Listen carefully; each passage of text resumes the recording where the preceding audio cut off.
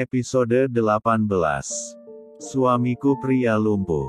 Angin bertiup tepat di dahi Siva, membangunkannya dari tidur sesaat yang lelap itu. Ia mengangkat kepala dan pundak Bagas, dan mencari sumber angin yang meniupnya.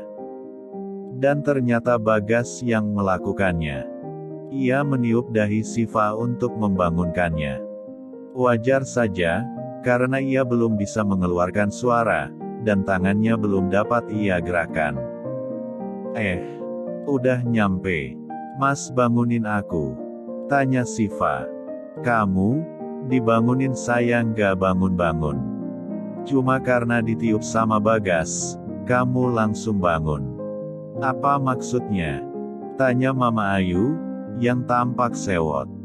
Maaf, tapi memang nggak dengar. Siva pun langsung turun dari mobil. Ia menyiapkan kursi roda dibantu oleh supirnya. Lalu, ia kembali membopong tubuh Bagas untuk naik ke kursi rodanya itu. Mereka berjalan, menapaki jalan beraspal yang lumayan panjang hingga sampai tepat di pintu masuk rumah mewah bak istana itu. Dan sepanjang jalan tadi, Siva tak henti menatap rumah itu dengan takjubnya. Mas, ini rumahmu, bisik Siva, dan Bagas pun kembali mengangguk. Mama Ayu membuka pintu, dan tampak beberapa orang berdiri menyambut mereka semua. Mengulurkan senyum, dan merentangkan tangan untuk memeluk kesayangan mereka yang baru pulang dari tempat pembaringannya. Siva melangkahkan kakinya perlahan, masuk ke rumah besar itu. Dengan perasaan takjub, dan seolah gamang dengan suasana yang sama sekali tak pernah ia bayangkan untuk masuk ke rumah besar seperti itu. Apalagi harus tinggal di sana dalam waktu yang lumayan panjang. Bagas, keponakan tante, seru seorang wanita seusia Mama Ayu. Dan dengan pelukan hangatnya mendekap Bagas dengan erat. Ia bernama Tante Viola, tante yang cukup dekat di antara yang lainnya, dari pihak Papa Erlen. Setelah itu, yang lain pun ikut mendatangi Bagas. Memeluk, mencium, dan menyatakan bela sungkawa mereka dari hati terdalam. Meski tak tahu, bagaimana ketulusan mereka. Om Edward adalah adik dari Mama Ayu. Ia anak kedua dari kakek Adi Nugraha yang telah meninggal. Ia mendatangi Bagas, dan ingin memeluknya. Tapi, tampaknya Bagas ingin menghindarinya. Mas, capek, bisik Siva, yang melihat Bagas mulai tak nyaman. Bagas mengangguk, lalu Siva kembali mendorong kursi roda Bagas untuk masuk ke kamarnya. Bagas, kamar Bagas sekarang di bawah, iya. Mama belum bisa buatin tangga buat kursi roda Bagas, ucap Mama Ayu. Dia siapa? Tanya Om Edward. Dia istri Bagas. Baru menikah sebulan ini. Hanya pihak keluarga, dan anggota dewan perusahaan yang menjadi saksi. Potong Mama Ayu. Hei, mbakku tersayang. Aku ini adikmu semata wayang. Kenapa nggak diundang dalam acara dadakan kalian? Tanya Om Edward. Kenapa nikah mendadak? Kenapa nikah siri? Kayak nggak ada waktu lain aja buat nikah. Udah kebelet pengen jadi istri pengusaha, sampai maksa nikah dalam keadaan begitu. Sahut yang lain. Mencecar berbagai pertanyaan pada Siva. Jangan-jangan, kayak yang di novel itu. Kalian tidur bareng, dan kamu ngejar Bagas buat tanggung jawab. Iya kan? Siva hanya menghela nafas kasar. Ia kira, orang kaya itu semua berpendidikan, elegan dan ucapannya tertata meski kadang angkuh. Tapi ternyata lah beda. Pertanyaan apa yang kalian ucapkan? Yang jelas, dia menantuku. Sudah, biarkan dia istirahat di kamarnya. Ia juga lelah, selalu menjaga Bagas setiap hari. Sergah Mama Ayu, membela Siva. Siva masih terdiam, dan kembali mendorong Bagas untuk masuk ke kamarnya. Di kamar yang megah itu, terdapat 2 tempat tidur yang memang disediakan untuk Bagas dan Siva. Tempat tidur yang sama besar, dan sama nyamannya. Siva lalu meletakkan kursi roda itu di tepi ranjang. Ia mengganjal kursi rodanya agar tak banyak bergerak, lalu ia mulai lagi, perlahan mengangkat tubuh Bagas naik ke tempat tidurnya. Bismillah. Arregehah, berat sekali.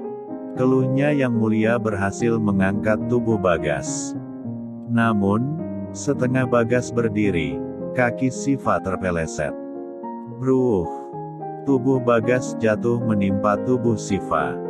Ah, tambah berat. Rengek Siva, yang kini tertindih tubuh Bagas. Siva pun mendorong tubuh Bagas ke samping, agar berguling di kasurnya. Lalu, membenarkan posisi tubuh suaminya itu agar nyaman. Kenapa kasar sekali? Mendorongku seperti itu.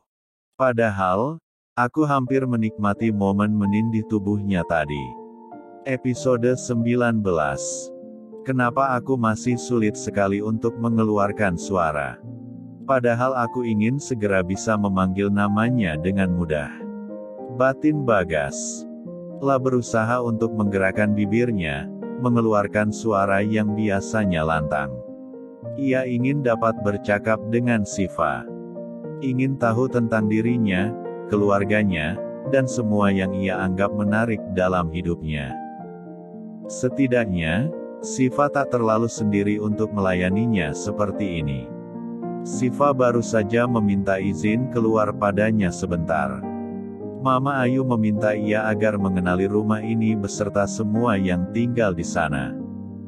Ia berjanji sebentar, maka dengan segera ia akan kembali untuk Bagas.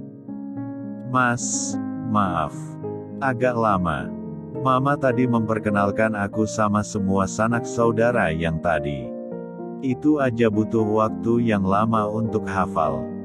Dan belum sempat keliling rumah untuk hafal luas ruangan rumah ini. Mas mau sesuatu? Tanya Siva, dan Bagas hanya menggeleng. Sayangnya, elektrolaring yang dibelikan kala itu ditolak oleh Bagas. Ia terasa risih memakainya, padahal akad itu lumayan untuk membantu mereka berkomunikasi. Siva lihat, saudara, tante dan om kamu itu banyak loh, Mas. Tapi kenapa, yang jengukin kamu di rumah sakit nyaris nggak ada? Padahal, Mas butuh dukungan dari mereka. Ucap Siva, dengan mengupaskan buah pir untuk suaminya. Ia pun tak lupa, menyuapkan buah itu ke mulut Bagas satu persatu. Kamu nggak tahu, arti sebuah persaudaraan dalam keluarga kami, Fa. Mereka yang datang, hanya untuk perhatian saja. Tak pernah ada yang tulus. Batin Bagas, yang mengunyah buah itu perlahan. Kadang Siva merasa bosan, karena hanya mengobrol tanpa balasan dari Bagas. Tapi, mendapat respon anggukan dan gelengan kepala saja sudah membuatnya cukup bahagia. Karena itu salah satu kemajuan yang cukup baik untuk kesehatan motorik Bagas. Siva tak pernah bisa diam. Meski duduk santai, tangannya terus saja mencoba memberi latihan. Gerak untuk Bagas. Terkadang gerak tangan, dan terkadang gerakan kaki dengan terus memijitnya perlahan. Tak jarang, ia menggelitik telapak kaki Bagas untuk merangsang sarafnya. Itu juga ia lakukan, agar Bagas kegelian dan suaranya keluar. Tapi, yang ada justru air matanya yang mengalir. Awas kamu. Kalau aku sembuh nanti, pasti akan kubalas gelitikanmu ini. Sampai kamu tertawa lemas dan menangis. Batin Bagas dalam siksa tawa itu. Big Darmi masuk, lalu mengantarkan makan untuk Bagas. Tak harus menunggu waktu pagi, siang atau malam. Bagas harus makan meski sedikit, tapi sering dengan intensitas sedikit lembek. Karena lambungnya belum baik benar. Dan itu membutuhkan sebuah kerjasama antara Siva dan Mbok Darmi di bagian masak-memasak. "Mbok, untuk besok, tolong nasi Mas Bagas dilembekin lagi, iya. Kalau terlalu keras, takut mbaknya masih susah, kasihan dia," pinta Siva. "Baik, Non. Tolong juga, minta resep apa saja yang belum boleh Tuan makan," ucap Mbok Darmi. Sebenarnya nggak ada pantangan, karena nggak ada penyakit dalam bawaan. Hanya saja, memang belum boleh memakan makanan keras, itu saja, jawab Siva dengan ramah. Big Darmi tampak memperhatikan wajah Siva dengan seksama. Dia tampak kagum dengan ketulusan yang Siva berikan pada Bagas, meski lah baru mengenalnya. Nona terampil, tampak tulus sama tuan muda. Gak tampak, seperti perawat dan pasien. Sudah seperti suami istri sungguhan, ucap Big Darmi. Siva membulatkan matanya mendengar ucapan itu. Pipinya memerah, dan membuatnya salah tingkah. Big Darmi langsung tersenyum, dengan sesekali melirik ke arah Bagas untuk menggodanya. "Big, maaf Mas Bagas harus istirahat," ucap Siva, untuk memotong percakapan. Big Darmi pun permisi keluar, ia mengedipkan mata pada anak kesayangannya itu. Anak yang telah ia bantu rawat hampir separuh dari usianya. Big Darmi senang, karena akhirnya Bagas lepas dari Luna. Meski mendapatkan Siva dalam keadaan seperti ini, cinta itu akan tumbuh, seiring berjalannya waktu. Yang bersama sekian lama, akan hilang oleh ketulusan dalam waktu yang singkat. Semoga memang berjodoh, dan selalu bersama sampai nanti, harap Big Darmi, dalam perjalanannya kembali ke dapur. Episode 20.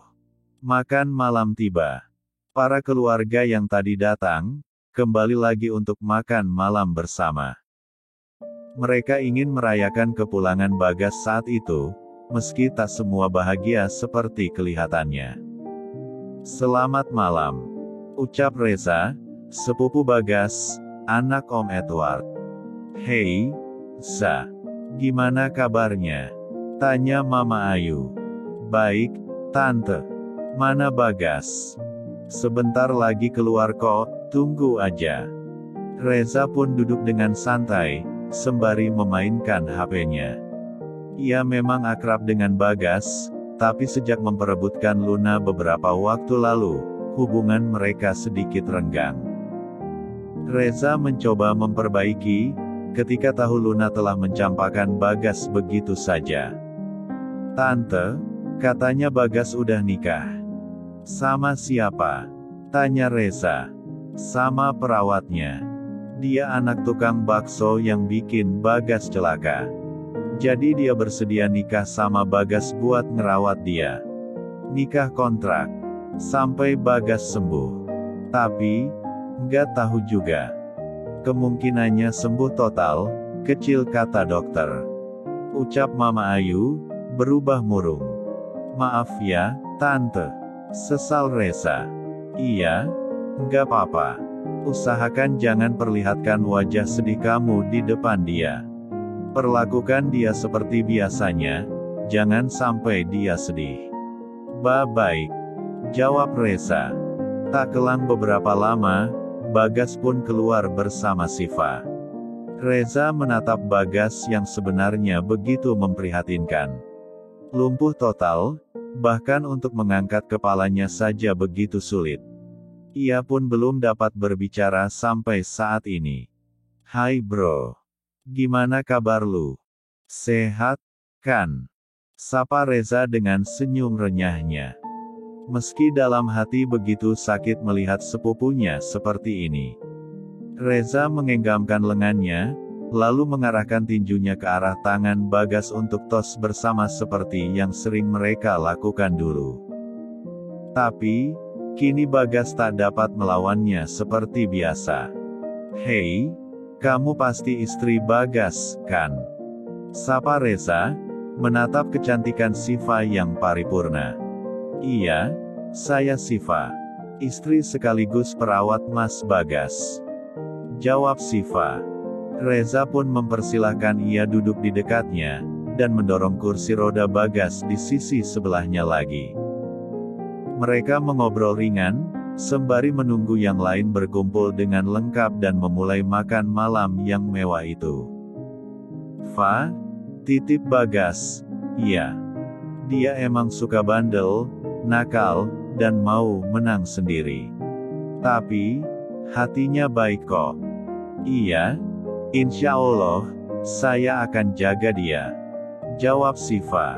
"Subhanallah, salehahnya wanita ini," puji Reza dengan begitu manis. Hingga Bagas tampak meliriknya dengan sadis. Reza langsung diam, dan tak lagi menggoda Siva di hadapan suaminya. Semua telah lengkap. Papa Erlen pun sudah datang dan berada di tengah mereka. Makan malam pun dimulai, dan mereka menyantap semua makanan mewah itu dengan begitu lahap dan tenang. Kecuali Siva, ia yang baru pertama kali dijamu dengan hal mewah seperti itu, lalu bingung hanya untuk mengikuti cara mereka memakan steak yang ada di hadapannya. "Mas, aku nggak ngerti cara makannya," bisik Siva pada Bagas. "Oh, andai aku setidaknya dapat menggerakkan tanganku, pasti akan aku bantu kamu, Fa." Tak tega rasanya, melihatmu dilirik seperti itu oleh yang lain. Batin Bagas berkecamuk. "Sini, Fa. Aku ajarin," ucap Reza, yang tiba-tiba menggenggam tangan Siva, lalu mengajarinya memotong daging dengan pisau dan garpunya. "Maaf, Mas ngerepotin," ucap Siva, sungkan. Dengan perlahan, akhirnya Siva bisa melakukannya dan memakan makanannya. Meski beberapa orang di sana mentertawakan dirinya yang tampak kampungan. "Mas mau makan? Sini, aku suapin," tawar Siva pada Bagas. Bagas pun perlahan membuka mulutnya, dan Siva menyuapkan sepotong daging padanya. Bagas menikmati makanan itu, dan Siva pun tak lupa memberikan minuman karena Bagas belum bisa mengunyah dan menelan dengan sempurna. "Yu, Bagas nggak dioperasi?" "Enggak, Mbak. Kata dokter, kalau operasi justru membahayakan. Jadi, kami memilih untuk terapi saja," jawab Mama Ayu. "Kalau terapi, kapan sembuhnya?" "Lamalah pastinya. Menunggu keajaiban lagi kau begitu," jawab yang lain. "Kalau begitu, alihkan saja perusahaan pada Reza. Dia kan sepupu Bagas, apalagi sedang begitu berkembang. Kemampuan Erlen, takutnya kurang memadai," ucap Om Edward. "Kakek Bagas sudah mempercayakan pada kami. Jadi, bagaimanapun caranya, kami yang akan mengurusnya. Sesulit apapun itu," ucap Papa Erlen. Begitu disayangkan, keharmonisan yang hanya sesekali itu harus dirusak hanya karena membahas warisan.